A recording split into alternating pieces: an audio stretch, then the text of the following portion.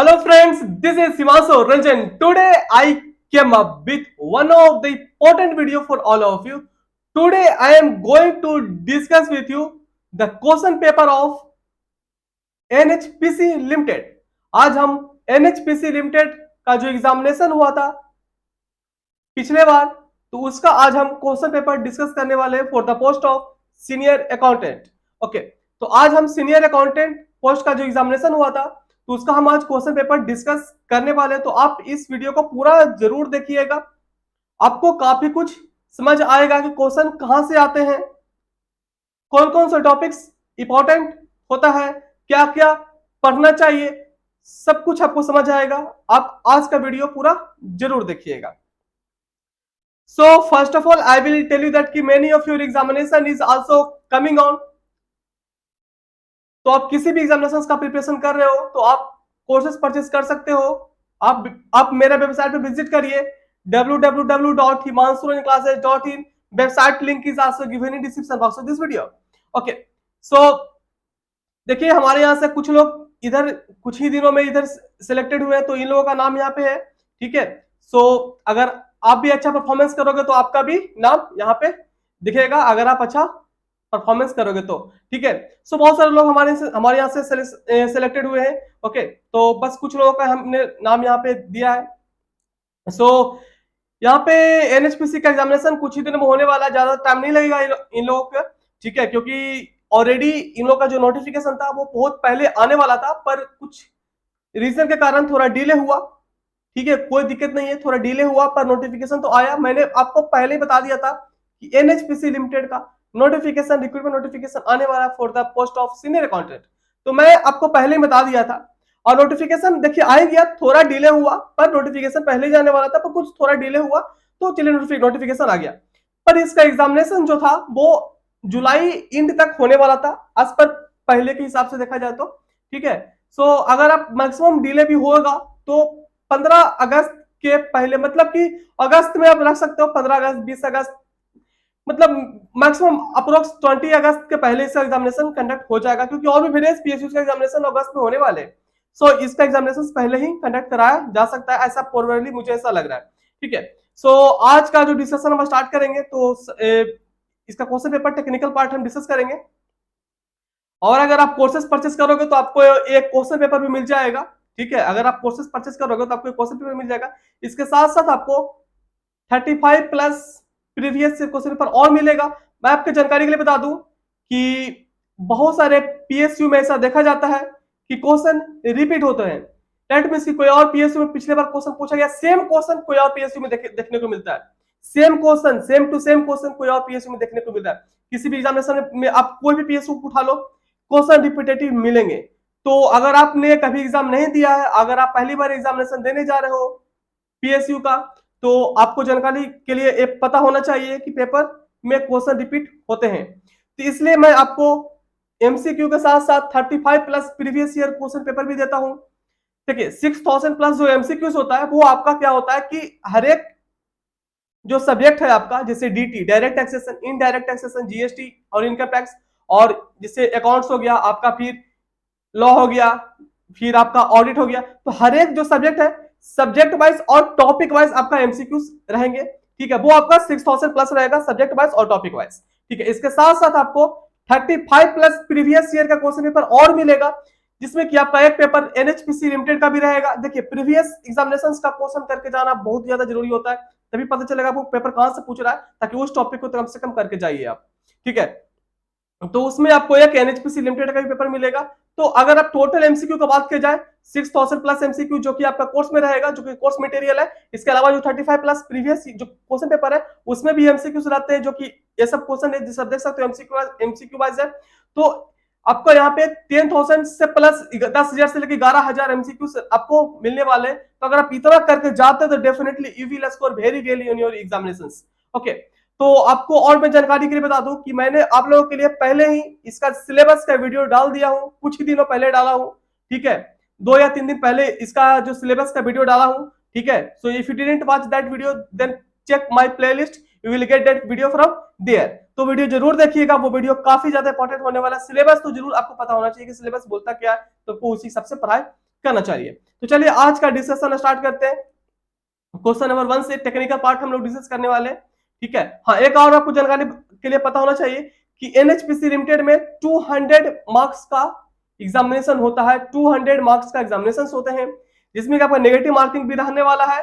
That means कि अगर आप सही टिक करते हो तो 1 मार्क्स मिलेगा, अगर कुछ गलत टिक कर देते हो, ठीक है, तो 0.25 मार्क्स डिडक्ट कर लिए जाएंगे, 1/4 मार्क्स आपको डिडक्ट कर लिए जाएंगे, ठीक है। सो इस तरह से ध्यान में रखिएगा, ऐसा नहीं है कि कुछ भी तुक्का मारिएगा तो गलत अगर हो गया तो आपका नेगेटिव मार्किंग यहाँ पे है, तो ये चीजें ध्यान में रखिएगा। ओके, तो ये सब चीजें था जो कि आपको जानकारी होना चाहिए, और आपका एग्जामिनेशन 3 घंटे के होने वाले हैं, ठीक है। तो ये सब चीजें था जो कि आपको जानकारी होना चाहिए एग्जामिनेशन देने के पहले। चलिए आज का डिस्कशन स्टार्ट करते हैं।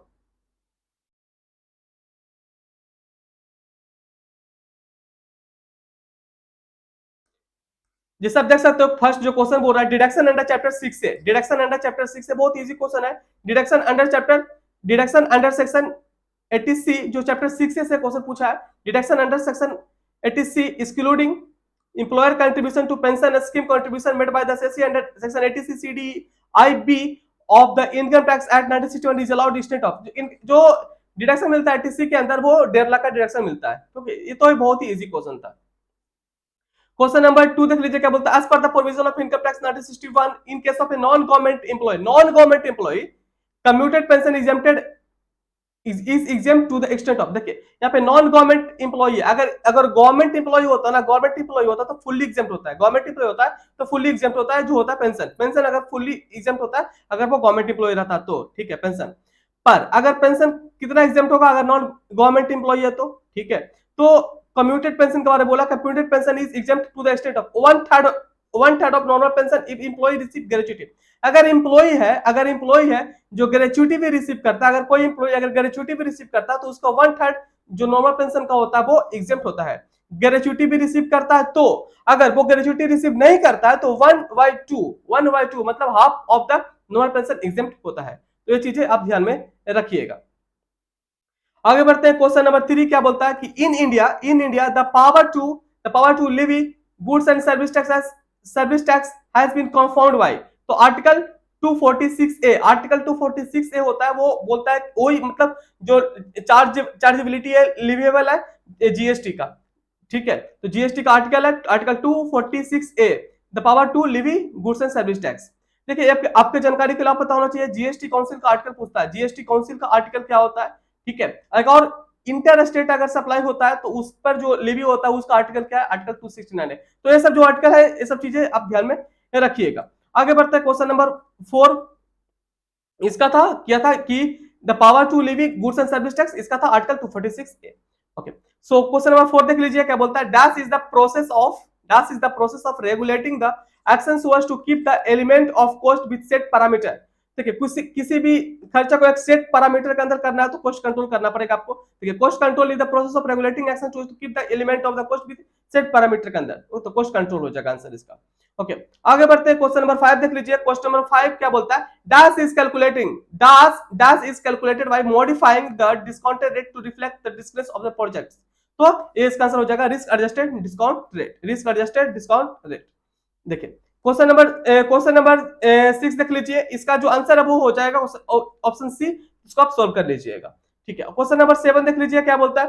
क्वेश्चन नंबर 7 क्या बोलता है। Dash provides independent assurance on the effectiveness of internal control and risk management to enhance the governance and achieve organizational objective। देखिए कोई भी अगर इंटरनल कंट्रोल का बात किया जाए ना तो ये इंटरनल ऑडिट बोलता है। तो इंटरनल ऑडिट से रिलेटेड देखिए एक स्टेटमेंट दिया था आपको, इंटरनल ऑडिट यहाँ पे टिक करना था, मतलब किसका आंसर हो रहा है यहाँ पे, ठीक है। इंटरनल ऑडिट का आपको प्रोविजन पता होना चाहिए जो कि सेक्शन 138 के अंदर पूरा इसका प्रोविजन दिया हुआ है, सेक्शन 138 के अंदर, जिसमें कि आपको प्रोविजन पता होना चाहिए इंटरनल ऑडिट का। इसमें कि आउटस्टैंडिंग डिपॉजिट 25 करोड़, ठीक है, outstanding deposit 25 crore, paid up share capital 50 crore, और इसके बाद इसका और क्या लिमिट है जहां की इंटरनल ऑडिट एप्लीकेबल होता है, डेट मींस उसको इंटरनल ऑडिट करवाना पड़ेगा। Outstanding deposit 25 crore, paid up share capital 50 crore, loan borrowing debenture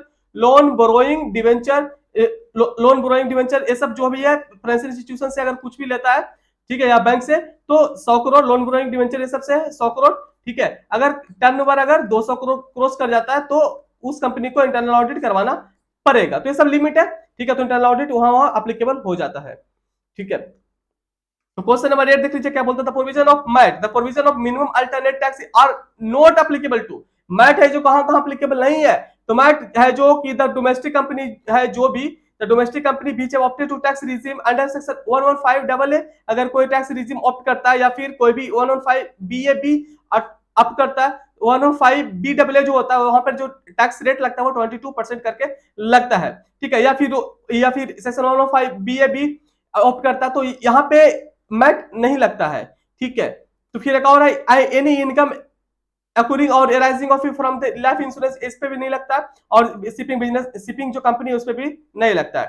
ठीक है, सो तो पूछा था the provision of MAT are not applicable to, तो क्वेश्चन नंबर जो 8 है, क्वेश्चन नंबर 8 का आंसर हो जाएगा ऑप्शन डी 1 2 3।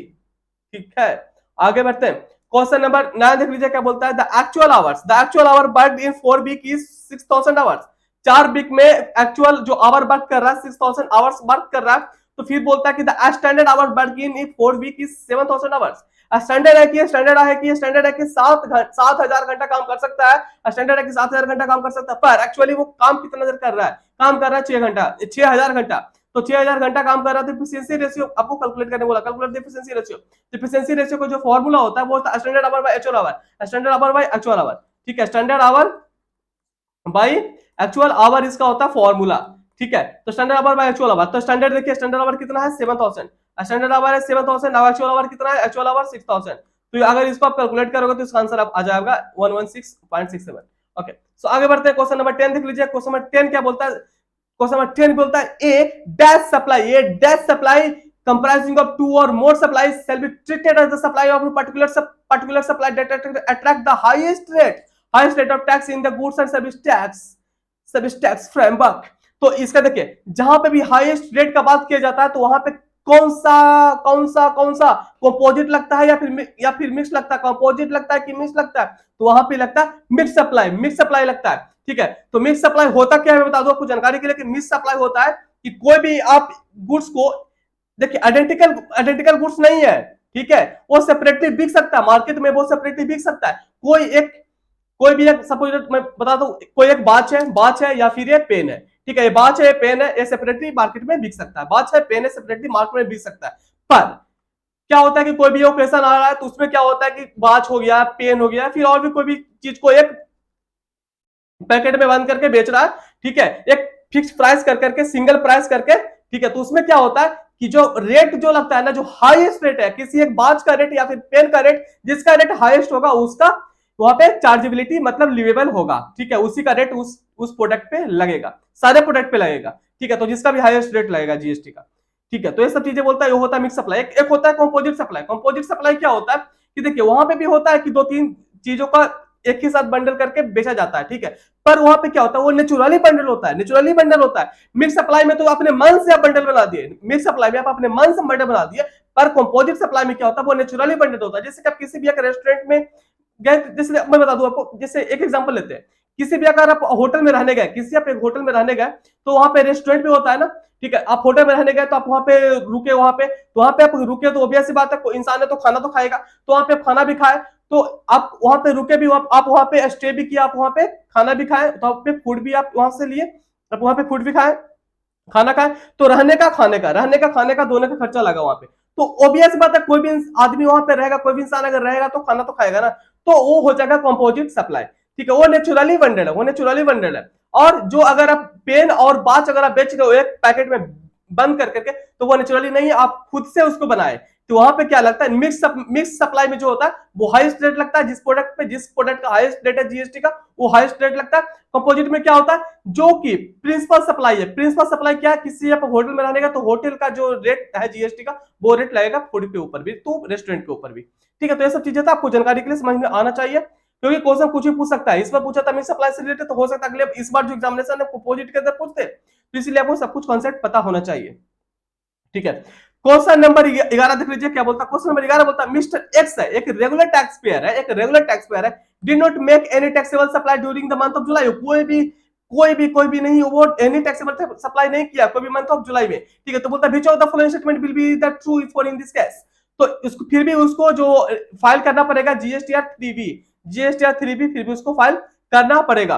क्वेश्चन नंबर 12 देख लीजिए क्या बोलता है, that dash based on simulation technique is capital budgeting exercise. तो हर्ट्ज आंसर हो जाएगा हर्ट्ज मॉडल। ठीक है, ये सब चीजें आपको ध्यान में रखना पड़ेगा, ये सब बेसिक स्टेटमेंट था। Question number 13, which of the following is correct, which of the following is correct in context of physical verification of assets, fixed asset.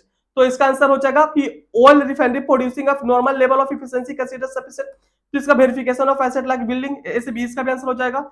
Open land needs to be periodically surveyed, वो भी ये भी सही हो जाएगा। ठीक है, when fixed asset can be moved and when verification of asset cannot be conducted at same time, तो ये सभी इसका आंसर हो जाएगा। ठीक है, तो ऑप्शन डी हो जाएगा। ओके, क्वेश्चन नंबर 14 देख लीजिए क्या बोलता है, a person covered under 44 A B के अंदर कवर्ड हो जाता है, तो बोलता है कि should get its accounts audited and should obtain audit report from financial year for the financial year 21-22 corresponding to the assessment year on or before 30 सितंबर 2022। ओके, तो क्वेश्चन नंबर 15 देख लीजिए क्या बोलता है, which of the following is not a feature of activity based busting. Not a feature, not feature नहीं है, तो मैं आपको बता दूं कि ये ट्रेडिशनल कॉस्ट नहीं है, it is based on traditional cost accounting, traditional cost accounting ये फॉलो नहीं करता है।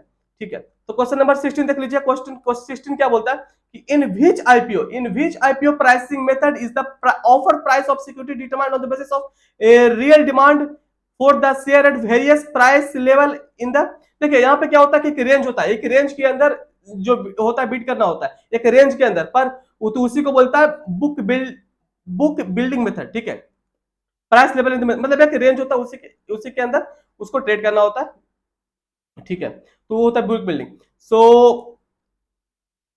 Book building method. ठीक है, हाँ आगे बढ़ते हैं। क्वेश्चन नंबर 17 देख लीजिए क्या बोलता है, 17 देख लीजिए क्या बोलता है, एक कंपनी है जो कि इनकर कर रहा है फिक्स्ड एक्सपेंस इतना इनकर कर रहा है, 2.5 लाख रुपया इनकर कर रहा है, सेल है उसका 10 लाख रुपया कर रहा है कि इट एंड प्रॉफिट 1 लाख रुपया during the first half of the year and in the second half of the year it suffered loss 50,000 का लॉस उसको हो रहा है। कैलकुलेट करने बोल रहा है आपको कि बताइए, कैलकुलेट करिए इसको contribution in the first half of the year and second half of the year. ठीक है, तो कंट्रीब्यूशन कैलकुलेट करने बोल रहा है, तो कंट्रीब्यूशन का जो फॉर्मूला होता है वो होता है fixed cost plus profit. Fixed cost plus profit, fixed cost कितना है देखिए, फिक्स्ड एक्सपेंस है तो फिक्स्ड एक्सपेंस 2.5 लाख है, फिक्स्ड एक्सपेंस 2.5 लाख है। ठीक है, सो यहाँ पे जो फिक्स्ड कॉस्ट प्लस प्रॉफिट, तो प्रॉफिट कितना है, इट एंड 1 लाख रुपया डूइंग द फर्स्ट हाफ, तो प्रॉफिट है 1 लाख रुपया। ठीक है, तो 1 लाख अगर कैलकुलेट करोगे तो इसका आंसर आ जाएगा 3.5 मतलब 3.5 लाख, 3.5 लाख,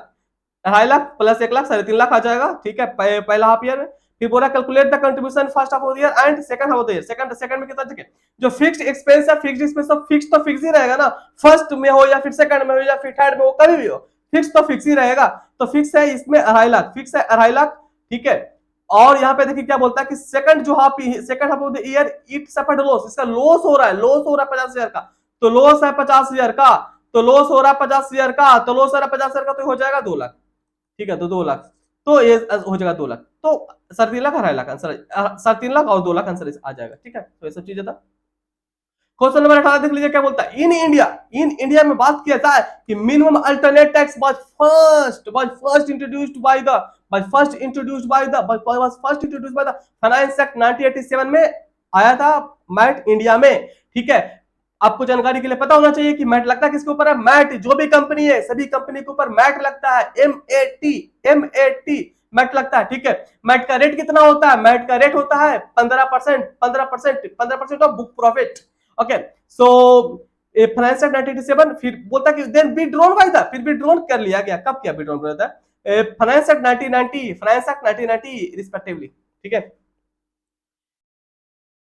क्वेश्चन नंबर 19 देख लीजिए क्या बोलता है, question number 19, which of the following statement is incorrect in the context of invoice details and GST framework. Incorrect है, तो A invoice wise details is required to be made for intra state B2C supply, business to consumer supply. ठीक है, question number 20 देख लीजिए क्या बोलता, profit volume ratio निकाले बोल रहा है, PV ratio given the ratio of variable cost ratio to sales is 84%। तो इसका जो इसको डिफरेंस निकल जाएगा, 100 से इसको माइनस कर देगा तो इसका आंसर आ जाएगा 16%। ठीक है, सो क्वेश्चन नंबर 21 देख लीजिए क्या बोलता है, as per the provision of schedule 3 of company Act 2013, if the total income of the company is 100 crore rupees or more, rounding off cannot be done to the nearest of 100. Okay, so question number 22. Question 22 देख लीजिए क्या बोलता है, which of the following is not a, which of the following is not a type of uniform charge method? इसका answer हो जाएगा sum of the year digit method, sum of the year digit method. तो ये सब चीजें हैं जो कि आपको ध्यान में रखना होगा, इसको कुछ समझाने का नहीं है, बस आपको याद रखना होगा। as per question number 23, question number 23 देख लीजिए क्या बोलता है, as per the provision of section 271B of the income tax 1961, the penalty for not getting accounts audited in the case of profession as required by the 44AB, तो इसका penalty कितना लगेगा? Penalty penalty penalty देखिए, penalties भी question पूछा है, तो lower of 0.5% of gross receipt और 1.5 लाख रुपया, विच वन इज लोअर। ठीक है, क्वेश्चन नंबर 24 देख लीजिए क्या बोलता है, क्वेश्चन 24 देखिए क्या बोलता है, which accounting principle forbids an unethical practice called window dressing? कौन सा अकाउंटिंग प्रिंसिपल है जो कि forbids मना करता है विंडो ड्रेसिंग करने के लिए? Convention of full disclosure, convention of full disclosure. So देखिए यहाँ पे एकदम बेसिक जो अकाउंटिंग टर्मिनोलॉजी है, जो कॉन्सेप्ट्स है, वहां से भी क्वेश्चंस पूछे जा रहे हैं, तो सब कुछ आपको करके जाना होगा। अगर आप कोर्सेज परचेस करोगे तो उसमें सब कुछ रहेगा, तो आप बस कोर्स को अच्छा से करके जाना, definitely you will score very well in your examinations. Okay, question number 24 तक हो गया। 25 देख लीजिए क्या बोलता है, 25, a TDS certificate is required to be issued by the deductor. A TDS certificate is issued by the deductor, the person who is deducting tax in GSTR 7A to the deductive। फिर उसके बाद बोलता है कि फिर within 5 days of crediting the amount to the government, failing which deductor liable to pay late fee। तो option हो जाएगा बी। ठीक है, क्वेश्चन नंबर 26 देख लीजिए, क्वेश्चन 26 क्या बोलता है, as per the provision of for income tax act 1961, a person is liable to pay income tax if advance tax payable is more than 10,000 rupees। ये बहुत इजी क्वेश्चन था। ठीक है, सो क्वेश्चन नंबर 27 देख लीजिए, 27 क्या बोलता है, which section of income tax act 1961 pertains to interest for non payment or short payment of advance tax? Non payment या फिर short payment of advance tax, उसको सेक्शन पूछ दिया, तो section 234B, non payment short payment advance tax, section 234B। और देखिए बता दो सेक्शन 234A क्या होता है, अगर अभी रिटर्न फाइल नहीं करते, डिफॉल्ट इन रिटर्न फाइलिंग, तो 234A होता है। और अगर आप देखिए यहाँ पे था कि नॉन पेमेंट शॉर्ट पेमेंट और एडवांस टैक्स, तो 234B होता है। और अगर आप डिफर्ड करते हैं पेमेंट का, किसका डिफर करते हैं, एडवांस टैक्स का, तो क्या होता है, सेक्शन 234C। ठीक है, तो ये सब चीजें था जो कि ध्यान में रखना होगा आपको। सो देखिए, मैं आपको एमसीक्यू के साथ साथ जो रिलेटेड टर्मिनोलॉजी है उसका भी मैं आपको बताते चल रहा हूं। तो इसी तरह से अगर आप एमसीक्यू परचेस करो, उसमें सब कुछ कवरेज है, जितना भी कुछ आपके एग्जामिनेशन में आ सकता है सब कुछ उसमें कवरेज है। और इतना सारा एमसीक्यू हम प्रोवाइड किए, इसके साथ साथ हम इतना सारा आपको जो प्रीवियस ईयर क्वेश्चन पेपर है वो आपको दे रहे हैं। तो डेफिनेटली अगर आप सब कुछ करके जाओगे तो आप काफी अच्छा स्कोर कर पाओगे। ठीक है, आप सिलेबस का वीडियो जरूर देख लीजिएगा, सिलेबस का वीडियो देख लीजिएगा, क्योंकि जब तक आप सिलेबस का वीडियो नहीं देखोगे, जब तक आप सिलेबस पता नहीं होगा तो पढ़ाई क्या करोगे। तो सिलेबस तो पता होना चाहिए किसी भी एग्जामिनेशन देने के पहले। तो चलिए आगे बढ़ते हैं, क्वेश्चन नंबर 28 तक हम लोग का हो गया है ना, 27 तक हो गया हम लोग का। ओके, सो 27 हो गया, 28 देख लीजिए क्या होता है, which of the following is not a limitation of payback period? Which of the following is not a limitation of payback period? It is an indicator of liquidity, indicator करता है लिक्विडिटी का। ठीक है, 29 बोलता है, which of the following cannot be considered as example of conservatism? कौन cannot है, मतलब which of the following cannot be considered example नहीं है कंजर्वेटिज्म का। तो इनकम और profit is the property of the business unless distributing among the owner. ठीक है, तो ये एग्जांपल नहीं है कंजर्वेटिज्म का। क्वेश्चन नंबर 30 है, while computing initial cash outflow for a project, installation cost and additional working capital should be, इसको add किया जाता है। ठीक है, इनिशियल कैश आउटफ्लो मतलब कैश फ्लो बनाते हैं इसमें। ओके, क्वेश्चन नंबर 31 देख लीजिए क्या बोलता है, under dash lenders are paid only from the project revenue and not from any other asset or equity of the investor, तो not recourse project finance। सो ये सब चीजें हैं। देखिए आज हम वीडियो यहीं तक रखते हैं, आगे का क्लासेस में हम डिस्कस करेंगे बाकी, क्योंकि देखिए यहाँ पे जो क्वेश्चन है 200 यहाँ पे क्वेश्चन है। ठीक है, सो 200 क्वेश्चंस है, तो 200 questions, so it is not possible to discuss whole questions paper in YouTube, क्योंकि 200 क्वेश्चन है, तो 200 क्वेश्चन तो डिस्कस कर पाना पॉसिबल ही नहीं है पूरे यूट्यूब पे हर एक क्वेश्चन को। ठीक है, तो आज वीडियो यहीं तक रखते हैं। अगर आप कोर्सेज परचेस करोगे तो आपको एक क्वेश्चन पेपर मिल जाएगा। ठीक है, आज आपको हम अप्रोक्स 30 या 31 क्वेश्चन आपको हम डिस्कस किए अभी। ठीक है, बाकी अगर आप कोर्सेज परचेस करोगे तो आपको एक क्वेश्चन पेपर तो मिल ही जाएगा, और भी आपको क्वेश्चन मिल जाएगा अदर पीएससी का। ठीक है, तो आज वीडियो यहीं तक रखते हैं। वीडियो अच्छा लगा तो वीडियो को लाइक कर दीजिएगा, चैनल को सब्सक्राइब कर दीजिए। पूरे फाइनेंस में सबसे पहले, सबसे इंपॉर्टेंट और सबसे रेलेवेंट कंटेंट आपको सिर्फ और सिर्फ इसी चैनल पे मिलता है। तो आज ही इस यूट्यूब चैनल को सब्सक्राइब कर दीजिए, वीडियो को लाइक कर दीजिए। And one of the important things for all of you, you can join my Telegram. So Telegram link is also given in description box of this video. वहां से आपको हमेशा इंपॉर्टेंट एंड रेलेवेंट जानकारी सबसे पहले मिलते रहता है। ओके, तो वीडियो यहीं तक रहता है, चैनल को सब्सक्राइब कर लीजिएगा। Okay, so thank you.